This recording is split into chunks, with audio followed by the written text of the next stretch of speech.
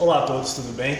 Nós somos alunos do curso de Licenciatura em Física aqui da UNEB, Universidade do Estado da Bahia, e hoje nós iremos fazer um vídeo tratando sobre a física dos heróis. Bom, meu nome é Gabriel Santos, eu vou falar um pouco sobre a física que envolve o super-homem.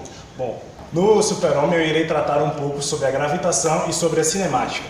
Eu sou Juan Dias e ao usar o Homem-Aranha como exemplo, eu vou explicar o movimento do pêndulo, que é de extrema importância para o movimento do próprio Homem-Aranha.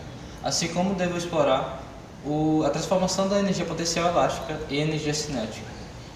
Eu sou o Ian e eu vou trabalhar com o Flash, em que vamos dividir em duas partes. Na primeira, usando a física clássica, em que vamos usar velocidade, atrito, e na segunda, usamos a física moderna, em que vamos trabalhar com energia.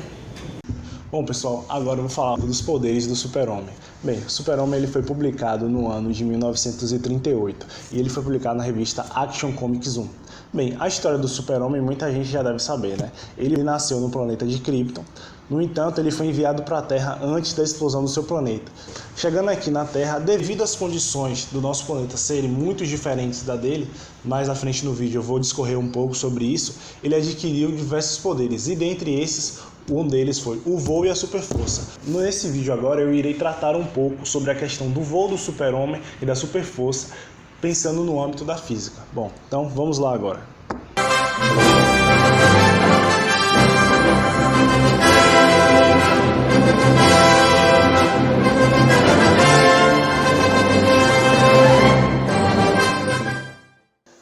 Bom pessoal, vamos agora começar a falar um pouco da parte física dos poderes do super-homem. Bom, como a maioria de todos sabe, super-homem é um dos personagens mais poderosos do mundo dos quadrinhos. Ele tem diversos poderes, sendo um dos poderes mais icônicos dele, a sua super-força e o seu voo. Bom, nesse vídeo iremos tratar um pouco sobre o voo do super-homem e sobre a sua super-força. Vamos nessa então? Bom, vamos falar agora do voo do super-homem. Essa é uma das características mais marcantes desse personagem, que é a sua capacidade de voar. Bom, no entanto, para que ele pudesse alcançar tal feito, seria necessário que houvesse algum tipo de propulsão que desse a ele essa capacidade de voar. No entanto, quando vemos nos filmes, nos quadrinhos e tudo mais, a gente não consegue ver nenhum sistema de propulsão que permita que o super-homem realize esse voo. Bem, outro fator agravante também, além da questão dessa propulsão, é a questão da aerodinâmica. O super-homem ele tem a forma do corpo igual à nossa, ou seja, então seu corpo não tem a aerodinâmica que permita que ele voe da forma como ele voa, realizando curvas e tal, alcançando altas velocidades sem que o atrito interfira no seu voo. Essa falta de aerodinâmica dificultaria bastante para que ele conseguisse voar livremente da forma como ele voa nos filmes e nos quadrinhos. Bom, agora já discorremos um pouco sobre o voo do super-homem, vamos tratar agora de outro tópico também, que é outro poder, na verdade, do super-homem bastante marcante, que é a sua super-força. Bom, em uma revista lançada no ano de 1938, o super-homem consegue dar um salto de até 200 metros de altura. A partir dessa informação, a gente pode tirar alguns dados para fazer alguns cálculos em relação à força do super-homem. A partir do salto do super-homem, podemos realizar o cálculo dessa força. Iremos então aplicar a equação de Torricelli para determinar qual deve ser a velocidade inicial do super-homem. Iremos considerar como a aceleração da gravidade como 9,8. Então vamos lá. Temos que a equação de Torricelli, como está sendo exposta para vocês aí no vídeo, é v quadrado é igual a v0 ao quadrado mais 2 vezes a aceleração vezes a variação do espaço. Bom, consideremos então que no ponto mais alto que o super-homem alcança, que é os 200 metros, a velocidade final dele vai ser de zero, ou seja, quando ele chegar no ponto mais alto ele atinge o repouso, depois ele começa a descer. Partindo disso, temos que a velocidade final vai ser igual a zero. Então, de final igual a zero, substituímos também a aceleração como 9,8, que é a aceleração da força gravitacional, e a variação do espaço nós temos que é 200. Bom, com isso agora a gente pode fazer a equação matemática, onde isolamos o v0 ao quadrado e teríamos então que o v0 ao quadrado seria igual a 3.920. A partir disso, nós tiramos a raiz desse 3.920 e podemos encontrar então a velocidade inicial do super-homem, que vai ser de 62,6 metros por segundo, uma velocidade extremamente alta. Como já encontramos a velocidade inicial do super-homem, temos agora então que determinar a aceleração. Vamos então considerar que para ele dar esse salto, ele leva 1/4 de segundo, que é o tempo que ele vai aplicar uma força no chão que vai permitir que ele dê esse salto de 200 metros. Eu vou abrir aqui no parêntese que quando ele está aplicando essa força no chão e ele está depois dando esse salto, a gente está vendo aí a terceira lei de Newton, que é a lei da ação da reação, que toda força gera uma reação. O super-homem aplica uma força no chão e o resultado dessa força que ele está aplicando é esse salto de 200 metros que ele dá. Pronto, já temos então o tempo. Vamos agora aplicar a fórmula seguinte, que a aceleração é igual à variação da velocidade dividido pela variação do tempo. Substituindo pela velocidade que nós encontramos, que é de 62,6 metros por segundo, dividido pelo tempo, que é 1/4 de segundo, que quer dizer a 0,25, nós temos que a aceleração do super-homem é de 250,4 metros por segundo. Bom, já temos a aceleração e a velocidade. Agora, para determinar a sua força, outro ponto que a gente precisa é a massa. Bem, vamos estipular aqui que a massa do super-homem gira em torno de 100 kg. Então, substituindo os dados que nós acabamos de encontrar, que é da aceleração e a massa que nós acabamos de estipular, bom, aplicando aqui na fórmula, que a fórmula diz o seguinte: a fórmula da força é igual a massa vezes a aceleração, sendo que a massa é de 100 kg, a aceleração de 250,4, aí chegamos a 25.000 N. Lembrando que esta é a segunda lei de Newton em que nós usamos para calcular, que nós usamos para determinar a força do super-homem. Bom, em termos assim quantitativos, acabamos então de determinar que a força do super-homem é mais ou menos em média de 25.000 N. Claro, atualmente com o advento das novas versões do super-homem que vem sendo lançado nas histórias em quadrinhos, possivelmente esse valor tenha sido aumentado. Agora que nós já determinamos essa força do super-homem, podemos também determinar como seria a força da atração gravitacional no planeta de origem do super-homem, que é Krypton. Vamos supor então que esta seja 70%, essa força que a gente determinou seja 70% maior que a força aplicada quando ele está simplesmente apoiado no solo de Krypton. Seu peso lá seria de então 15.000 newtons, ou seja, 15 vezes maior que o seu peso na Terra. Porque o peso do super-homem na Terra seria em torno então de aproximadamente 1.000 newtons. Lá em Krypton seria 15 vezes isso, seria um peso absurdo. Ou seja, então temos que a força gravitacional de Krypton seria 15 vezes maior do que a força da Terra. Realmente é uma força muito grande. Devido a isso, a gente pode também chegar a uma conclusão, que o super-homem, se ele realmente existisse fisicamente, ele não teria a forma que a gente vê nos filmes, nos quadrinhos, essa forma humana. Seu corpo seria muito diferente, ele teria que ser também extremamente maior. Seu corpo também poderia ser muito disforme devido à questão da força gravitacional do seu planeta. Até porque também ele acabaria tendo um problema no nosso planeta devido à diferença das forças gravitacionais. Ele talvez explodisse no nosso planeta Terra devido a essa questão da força gravitacional.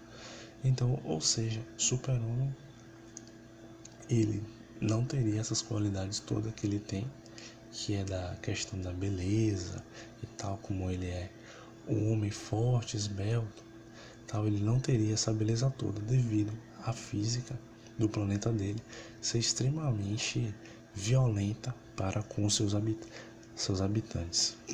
Bom, Então é isso, pessoal. Aqui eu termino a minha breve análise que eu fiz em relação à física quanto à questão da força do super-homem e da sua questão do seu voo. Espero que vocês tenham gostado.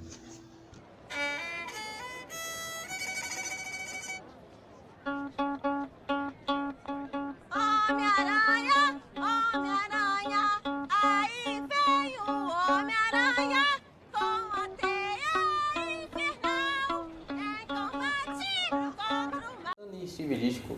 Criado por Stan Lee e Steve Ditko, o Homem-Aranha deu suas caras primeiro em agosto de 1962, na revista Amazing Fantasy XV. Ao ser picado por uma aranha radioativa, Peter Parker começa a apresentar poderes sobre-humanos. Ele começa a ser capaz de escalar paredes, de ter sua força multiplicada, de ter uma noção espacial muito maior, o que o faz ter um reflexo muito maior. Nesse vídeo não abordaremos muito da parte bioquímica, mas sim da parte física, na qual focaremos no seu movimento pela cidade, no caso como o movimento de um pêndulo, e como ele faz para ganhar velocidade ao tensionar sua corda, mesmo estando parado, no caso, aumentando a sua energia cinética. Oi, Peter. Tô só dando um alô. Tá ocupado? Um pouco. A quantas andam as suas tarefas? As minhas tarefas da escola ou as tarefas Spider? As duas, mas as da escola vêm primeiro. Eu já terminei tudo da escola, agora tô cuidando das tarefas Spider. Mas por que você me passou equações de matemática e física? Eu não devia estar treinando com lançadores de teia e dispositivos e tal? Beleza, prova surpresa. Se um pêndulo tem 40 metros de comprimento e está preso a um ângulo de 45 graus, a que distância fica o pêndulo no ponto mais baixo? 11,72 metros. Mas o que isso importa? Importa se você for o pêndulo. Quê? Peraí, então você resolve essas equações de cabeça, tipo, enquanto se pendura pela cidade? Eu tenho que resolver. E você também, se quiser ficar bom nisso. Eita, eu nem imaginava. Então é bom eu voltar a estudar. Com a deixa do Peter e do Miles, começamos nossa observação sobre a física desse grande personagem. Ambos mostraram um rápido raciocínio no cálculo envolvendo o pêndulo, não? Será que não podemos ver essa mesma velocidade de pensamento do herói numa outra obra sobre ele? Vamos ver. Pessoal, como calculamos a aceleração linear entre os pontos A e B? Flash? É o produto do seno do ângulo vezes a gravidade dividido pela massa. Não. Peter? Tá acompanhando? Tô. A massa é eliminada, a gravidade vezes o seno. Exato. Viu, Flash? Ser o mais rápido nem sempre é melhor se estiver errado. Não é à toa que essas cenas foram colocadas nessas obras. O movimento do pêndulo é algo da experiência cotidiana do Homem-Aranha. É como Peter indica no primeiro trecho, retirado do jogo Marvel's Spider-Man. No dia a dia, ele é uma espécie de pêndulo, ao se balançar pela cidade com suas teias. Mas então, como funciona o pêndulo? Bem, aquele que estudamos no ensino médio é o simples, no qual consideramos o objeto preso a um fio de massa muito menor do que o próprio objeto. E podemos considerar isso aqui. Mas também consideramos um ângulo pequeno entre a corda e o eixo vertical. No dia a dia, o Peter pode precisar ter uma noção da sua aceleração e velocidade. Então convém fazer o balanceamento de forças desses sistemas. Temos que há uma tensão na corda, no caso, na teia, e então o peso do Peter. Para observar o movimento no eixo horizontal, podemos decompor a força, peso, entre a parte horizontal dessa força e a vertical. Observando então que para o movimento horizontal, a força resultante é essa componente horizontal do peso. Para achar a aceleração, igualamos isso na equação, já que, de acordo com a segunda lei de Newton, a força resultante é igual a massa vezes a aceleração. Ao fazer isso, encontramos força resultante igual a peso vezes o seno de θ. Temos que força resultante igual a massa vezes a aceleração, que é igual a menos mg seno de θ. O menos devido ao fato da força peso ser apontada para a superfície da Terra. Assim, como Peter diz em De Volta ao Lar, as massas se cancelam e encontramos o valor da aceleração igual a menos g seno de θ. Vamos então ao problema do primeiro trecho. Temos o comprimento L e o ângulo θ. Queremos saber a variação da altura do ponto que ele está até o ponto mínimo. Aqui está um simples esquema do que o Peter propôs. Temos o comprimento L, 40 metros, o ângulo desse pêndulo, que é 45 graus, e com essas informações devemos calcular a diferença entre o ponto em que ele está e o ponto mais baixo. Temos que essa região aqui toda também é L. Então, ΔH, que é essa variação da altura, vai ser L menos essa outra distância aqui, x. Então, como podemos descobrir x? É possível simplesmente usar a relação trigonométrica. Como temos o valor de L ali, vamos usar o cosseno, para usar os valores que nós já temos, não é mesmo? Então vamos usar o cateto adjacente, que é o próprio x que a gente quer encontrar, sobre a hipotenusa, que é o L, o valor que nós já temos. Sendo assim, encontramos que x igual a L cosseno de θ. Então, está feito o problema. Podemos simplesmente fazer L menos L cosseno de θ igual a ΔH. Podemos colocar L em evidência.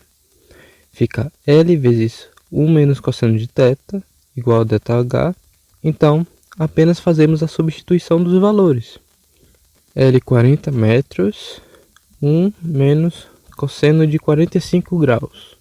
Esse cosseno vai dar 0,293 e vamos multiplicar isso por 40. Então, como o Miles disse, achamos ΔH igual a 11,715 metros.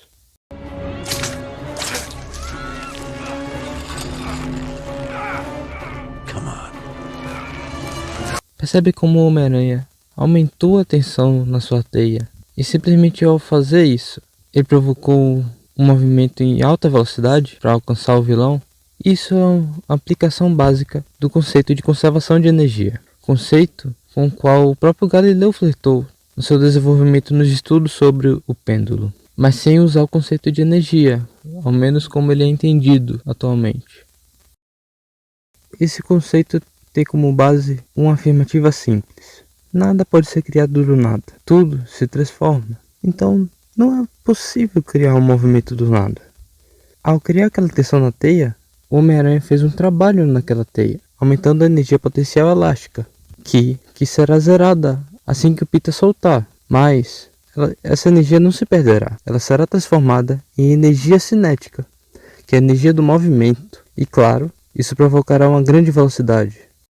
Mas bem, a velocidade adquirida é bem alta para quem não tem um freio. Então aquela super força bem que vem a calhar. Bom, e quando esse movimento começa, é basicamente um movimento de projétil. Mas isso pode ser um estudo para o futuro, já que foi só falar em velocidade que lá vem um apressadinho aí. Bom, nós iremos agora falar sobre o Flash. O Flash foi criado por volta de 1940 na revista Flash Comics 1 por Gardner Fox e Henry Lampert. Os poderes do Flash, eles são desde a supervelocidade, a força e a aceleração, que criam uma aura anti-atrito ao redor do seu corpo. Ele pode vibrar seu corpo em qualquer frequência, atravessar objetos, correr sobre água, subir paredes, e em algumas histórias ele pode até mesmo viajar além da velocidade da luz, e com isso poder viajar no tempo. Mas iremos apenas nos ater a dois poderes. Vamos trabalhar na verificação se é possível correr sobre a água, e vamos entender como é que o Flash consegue. E vamos analisar um dos poderes mais fortes do Flash, que é o soco de massa infinita. I am the Flash. O Flash, ele é um dos maiores velocistas das histórias em quadrinhos, e ele consegue correr a velocidades muito grandes. Um dos seus poderes são super velocidade, vibrar em qualquer frequência, atravessar objetos, viajar no tempo, criar tornados, e temos o soco de massa infinita. Mas vamos nos ater apenas a dois poderes. Primeiro, nós vamos verificar se seria possível correr sobre a água.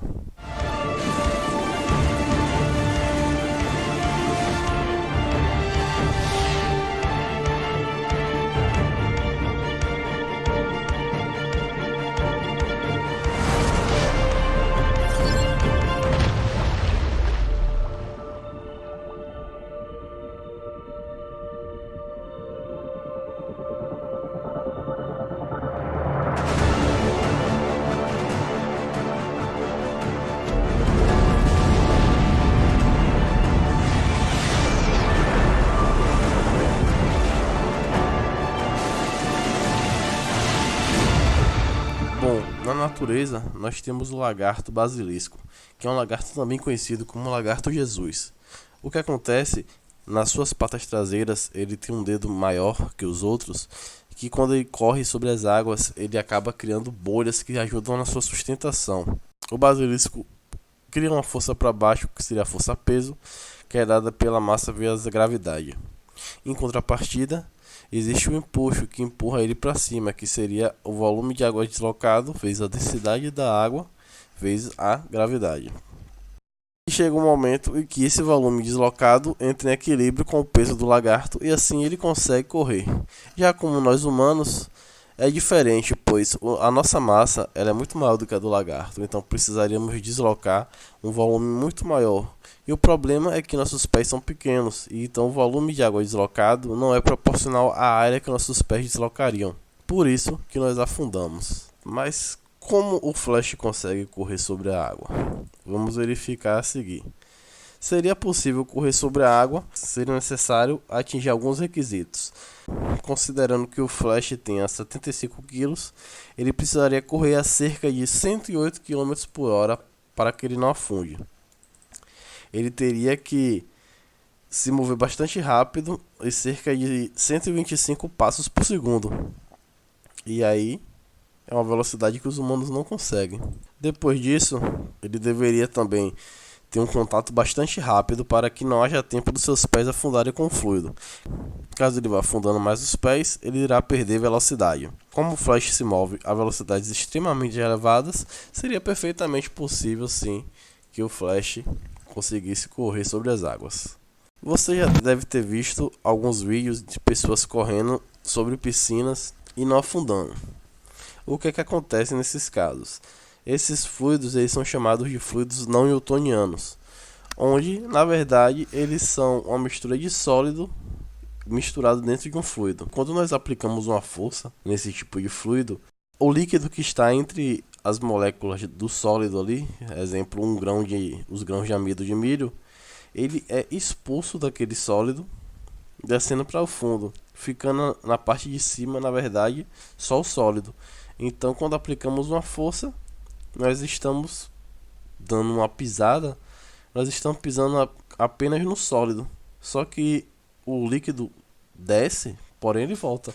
Quando ele volta, nós afundamos. Então, por isso nós conseguimos correr, mas não conseguimos ficar parado numa piscina desse tipo.